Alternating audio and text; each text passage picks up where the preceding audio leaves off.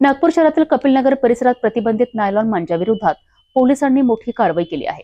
Kapilnagar police ठाण्याच्या पथकाने red कारवाई करत एका इसमाकडून तब्बल 40,000 रुपयांचा नायलॉन मांजा जप्त केला आहे। या प्रकरणी संबंधित व्यक्तीविरोधात गुन्हा दाखल करण्यात आला असून पुढील तपास सुरू आहे। मिळालेल्या गोपनीय माहितीच्या आधारे 4 जानेवारी 2025 रोजी रात्रीच्या सुमारास कपिलनगर पोलीस ठाण्याच्या तपास पथकाने रमाईनगर प्लॉट क्रमांक 5 समोर रेड टाकली। या कार्यवाहीत रामचंद्र मिठाईलाल साहू वय वर्ष 52 याला शासनाने प्रतिबंधित केलेल्या नायलॉन मांजा बाळगताना रंगेहात पकडण्यात आले।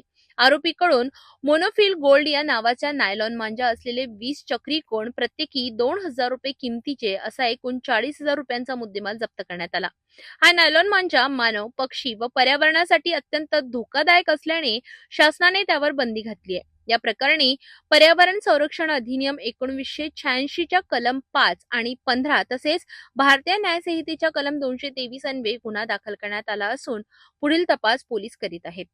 नागपूर शहरात प्रतिबंधित नायलॉन मांजाविरोधात पोलिसांची कारवाई सातत्याने सुरू आहे। नागरिकांनी अशा बेकायदेशीर प्रकारांपासून दूर राहावे असे आवाहन पोलिसांकडून करण्यात येत आहे। कपिलनगरमधील या कारवाईमुळे परिसरात खळबळ उडाली आहे।